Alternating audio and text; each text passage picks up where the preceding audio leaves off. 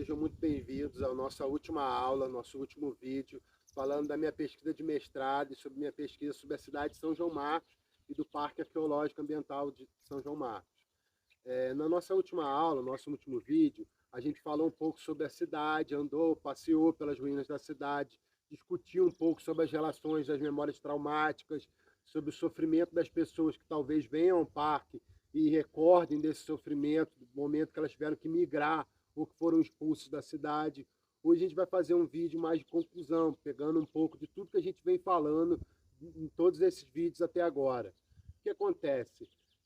A minha conclusão na pesquisa vai em direção de que talvez a cidade não tenha sido destruída somente por uma questão de necessidade de ampliação do reservatório de Ribeirão das Lajes, que existia também uma questão política muito forte por trás de tudo isso, uma questão que envolvia, por exemplo, a questão do progresso, das memórias e do sentimento que a cidade despertava nas pessoas, do vínculo que a cidade tinha com o espaço e com a história do país, o que ela representava, um momento de grandes latifundiários, do café forte, principalmente da escravidão, representava um período na sua pujança do Império Brasileiro, e a gente vivia um momento de transição onde o Brasil queria se ver moderno, né? Queria se ver crescendo, industrializado, e São João Marcos não representava nada disso.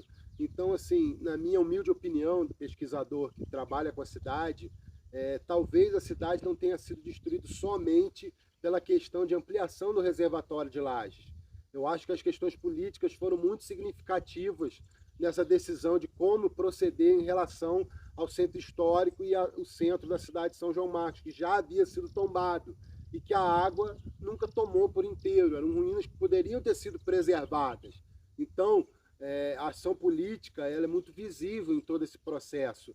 A gente tem que entender que a cidade ela foi apagada, ela foi destruída mesmo antes da destruição física dos prédios e do alagamento da água entrar. Houve um processo de esvaziamento da cidade, de tornar a cidade cada vez menor, que ela perdesse cada vez mais a sua importância. São João Marcos ela foi sendo diminuída desde o início do século XX para chegar ao momento que realmente ela fosse destruída, que os prédios fossem destruídos. A cidade ela se construiu em cima de uma memória, de uma história, de um período da história do Brasil, que o Brasil, como Estado, talvez não quisesse mais lembrar, não quisesse mais trazer aquilo. Então, essa memória traumática, vamos dizer assim, foi colocada no sentido de apagar-se essa história para que isso não fizesse mais sentido dentro da história contada pelo Estado brasileiro, do desenvolvimento da história do Brasil. Então, eu acredito que essa questão política ela acabou sendo maior do que a questão, inclusive, da questão da ampliação do reservatório. Foi usado isso como uma questão específica, como desculpa, entendeu? Para poder se fazer uma coisa que já tinha isso como projeto político. E aí, nesse processo, a gente vai ver o apagamento sistemático da história da cidade. E aí, nesse momento, a gente tem que fazer o vínculo com o parque que existe hoje. O parque foi feito e financiado e orientado pela mesma empresa que participou da destruição da cidade lá na década de 40. Talvez por uma tentativa de restaurar parte dessa memória, trazer de volta um conteúdo que hoje não é mais tão traumático como era o Estado brasileiro naquele momento.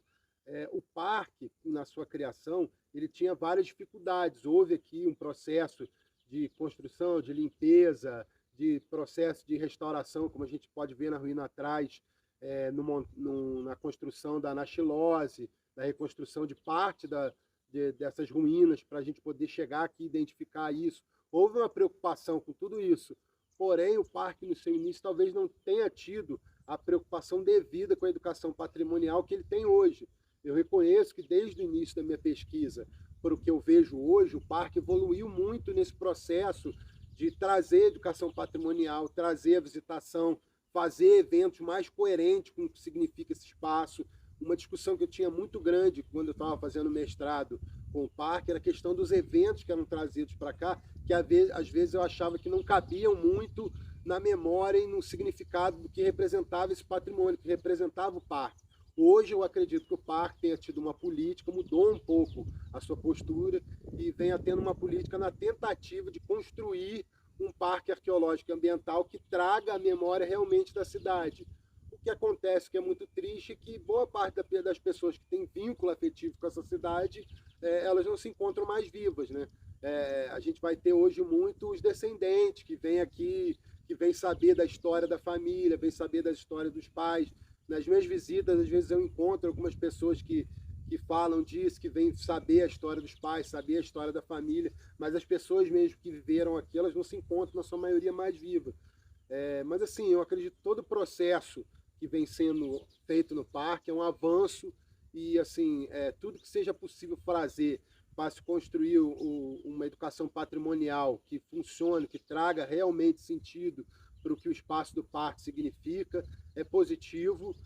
A gente vai seguir aqui nessa pesquisa, eu sigo trabalhando com a cidade de São João Marcos, mas a gente vai ficando por aqui agradecendo vocês pela presença, sempre assistindo o nosso programa, assistindo nossos vídeos.